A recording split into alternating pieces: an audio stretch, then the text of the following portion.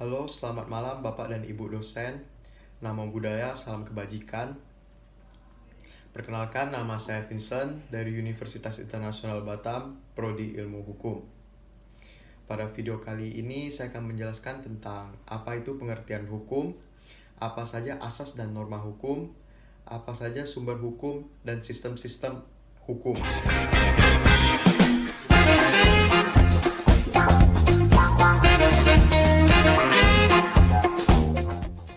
Pertama, saya mulai dari pengertian hukum. Menurut saya, hukum adalah sebuah aturan yang dibuat untuk menjadi landasan atau fondasi kita. Hukum juga bersifat memaksa dan mengatur agar bisa terwujudnya lingkungan yang aman dan tertib. Hukum juga memberikan sanksi kepada siapapun yang melanggarnya. Tetapi pengertian hukum menurut para ahli ada beberapa perbedaan. Saya kutip dari para ahli Immanuel Kant. Ia berkata bahwa hukum ialah keseluruhan syarat-syarat yang dengan ini kehendak bebas dari orang yang satu dapat menyesuaikan diri dengan kehendak bebas dari orang lain menurut peraturan hukum dan kemerdekaan. Dan menurut Profesor E.M. Myers, hukum adalah semua aturan yang mengandung pertimbangan kesusilaan ditujukan kepada tingkah laku manusia dalam masyarakat dan yang menjadi pedoman bagi penguasa-penguasa negara dalam melakukan tugasnya. Menurut Leon Duguid, hukum adalah aturan tingkah laku para anggota masyarakat, aturan yang daya penggunaannya pada saat tertentu diindahkan oleh suatu masyarakat sebagai jaminan dari kepentingan bersama. Yang kita langgar menimbulkan reaksi bersama terhadap orang yang melakukan pelanggaran itu. Ketiga itu adalah menurut arti hukum menurut para ahli, tetapi di antara tiga kesimpulan itu ada perbedaan. Menurut Immanuel adalah bahwa hukum mengambil kesimpulan sebagai alat ukur kebebasan. Menurut Profesor Myers, bahwa hukum adalah sebagai kekuasaan, dan terakhir, menurut Leon Duguid bahwa hukum adalah sebagai keseimbangan. Kalau kita membahas hukum, berarti kita tidak jauh dengan namanya hak dan kewajiban. Hak adalah wewenang yang diberikan oleh hukum objektif kepada subjek hukum. Dan ada kewajiban. Kewajiban adalah beban yang diberikan oleh hukum, yang berarti sesuatu yang harus kita laksanakan. Jenis-jenis hak.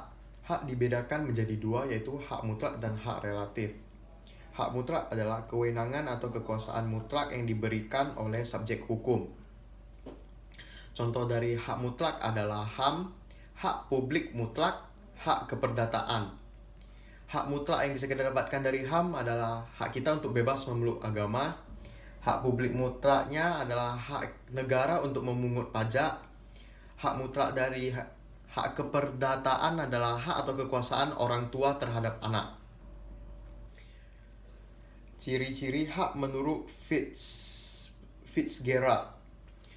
Hak dilekatkan kepada seseorang yang disebut pemilik atau subjek dari hak. Hak itu terwujud kepada orang lain yang menjadi pemegang kewajiban. Hak mewajibkan pihak lain untuk melakukan sesuatu, commission, dan tidak melakukan sesuatu, emission. Commission dan omission menyangkut sesuatu yang disebut objek dari hak. Hak mempunyai title peristiwa tertentu yang akan menjadi alasan melekatnya itu pada pemiliknya. Timbulnya hak.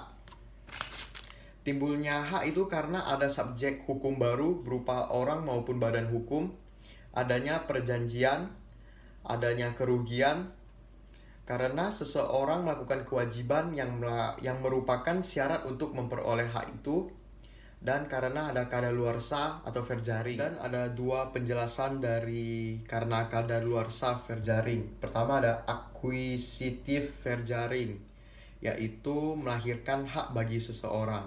Dan extinctive verjaring, yang berarti menghapuskan hak atau kewajiban seseorang. Timbulnya kewajiban.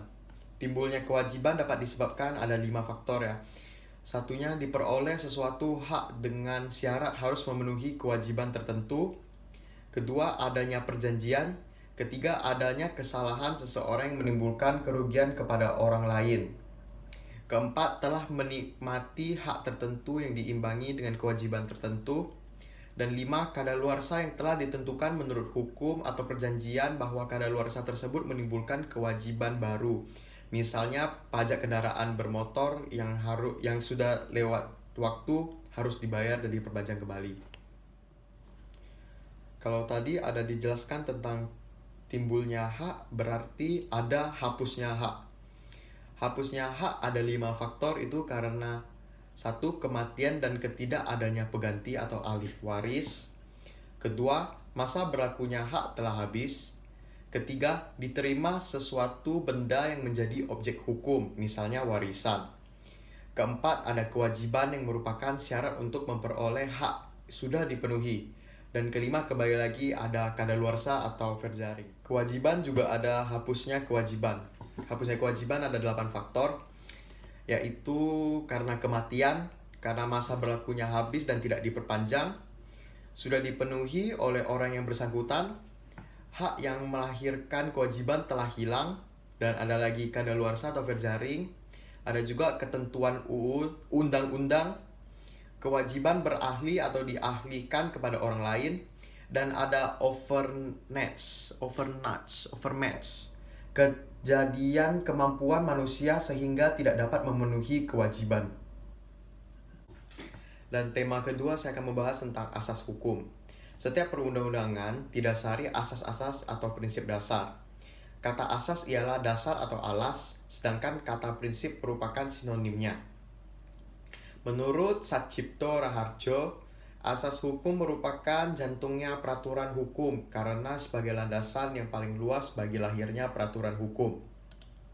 Menurut Sudikno Mertokusumo, bahwa asas hukum merupakan hukum konkret, melainkan merupakan pikiran dasar yang umum dan abstrak, atau merupakan latar belakang peraturan konkret yang terdapat di dalam dan di belakang setiap sistem hukum. Hal ini terjelma dalam peraturan perundang-undangan dan putusan hakim yang merupakan hukum positif dan dapat dikemukakan dengan mencari sifat-sifat atau ciri-ciri yang umum dalam peraturan konkret tersebut. Beberapa contoh asas dalam hukum pidana, ada asas legalitas, ada asas non-retroaktif, asas Strafzonderschuld, ada asas jika ada perubahan undang-undang setelah peristiwa itu terjadi, maka dipakailah undang-undang yang paling menguntungkan. Ada asas teritorial, ada asas oportunitas, ada asas personalitas. Beberapa contoh asas dalam hukum acara di lembaga peradilan. Ada asas nebis in idem, ada asas unus testis nullus testis, ada asas audi et alteram partem, ada asas hakim bukan corong UU, ada asas hakim bersifat aktif perkara pidana, ada asas kebenaran formil perkara perdata, ada asas imunitas hukum, dan ada banyak lainnya.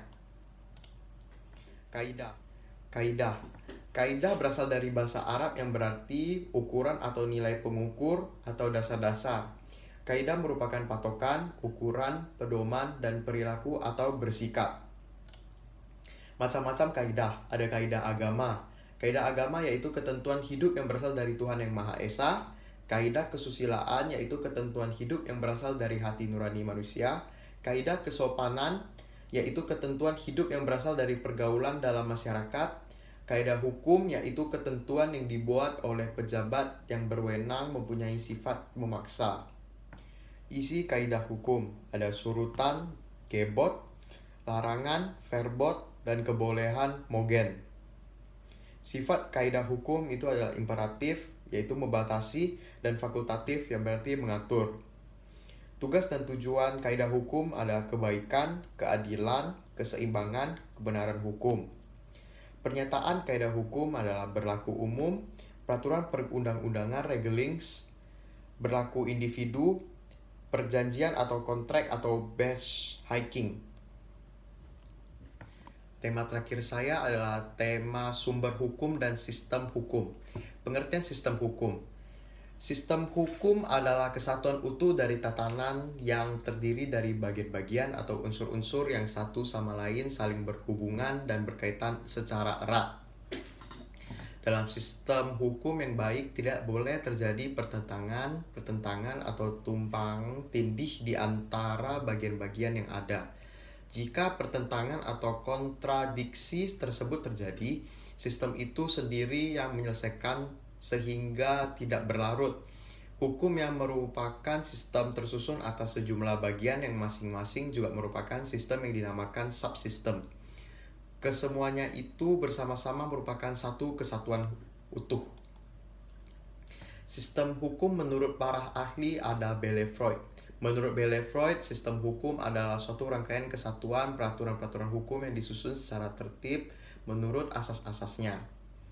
Menurut Profesor Subbekti SH dalam Seminar Hukum Nasional ke-4 Maret 1979 di Jakarta, sistem hukum adalah suatu susunan atau tatanan yang teratur, suatu keseluruhan yang terdiri atas bagian-bagian yang berkait satu sama lain, tersusun menurut suatu rencana atau pola hasil dari suatu perkiraan untuk mencapai suatu tujuan. Menurut para ahli Sudikno Mertokusumo, sistem hukum adalah suatu kesatuan yang terdiri dari unsur-unsur yang mempunyai interaksi satu sama lain dan bekerja sama untuk mencapai tujuan kesatuan tersebut. Intinya, sistem hukum sifatnya harus cukup konsisten. Peraturan-peraturan hukum dikehendaki tidak ada bertentangan satu sama lain. Jika terjadi juga pertentangan karena hal ini tidak mustahil karena adanya berbagai kepentingan dalam masyarakat. Akan secara konsisten, asas-asas hukum seperti lex specialis derogat legi generali, lex posteriori derogat legi superiori, atau lex superior derogat legi inferiori. Sistem hukum adalah suatu kesatuan peraturan-peraturan hukum yang terdiri atas bagian-bagian hukum yang mempunyai kaitan interaksi satu sama lain, tersusun secara sedemikian rupa menurut asas-asasnya yang berfungsi untuk mencapai suatu tujuan. Pada sistem hukum Eropa kontinental pada masa pemerintahan Kaisar Justianus abad ke-6 sebelum Masehi, peraturan-peraturan hukum merupakan kumpulan dari berbagai kaidah hukum yang ada sebelum masa Justianus yang kemudian disebut Corpus Juris Civilizii. Ada juga sistem hukum adat. Sistem hukum adat adalah terdapat dalam kehidupan masyarakat Indonesia dan negara-negara lainnya seperti Cina, India, Pakistan, dan lain-lainnya.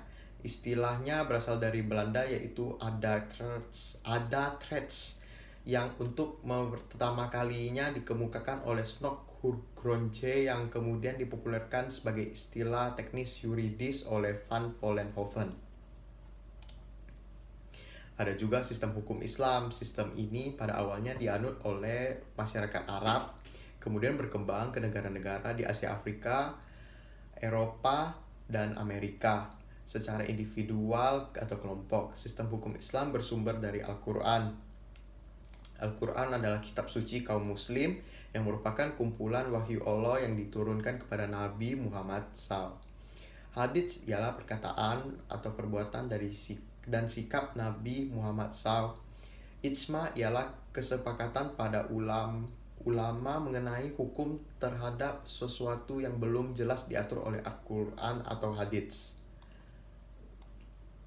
Sistem hukum Islam adalah peraturan-peraturan hukum. Dalam sistem hukum Islam dapat dibedakan ada dua, yaitu syariat dan fiqh. Syariat adalah norma-norma dan prinsip hukum yang secara langsung dikemukakan dalam Al-Quran dan diperjelas dengan hadits. Fiqh adalah norma-norma hukum yang merupakan hasil pemikiran manusia ahli fiqh terhadap suatu yang tidak jelas disebut dalam Al-Quran dan hadits karena berubah-ubah menurut tempat dan waktu. Syariat sebagai aturan yang langsung dari Allah, sifatnya tetap dan tidak berubah-ubah. Sekian adalah penjelasan video saya. Maaf jika ada salah kata. Terima kasih.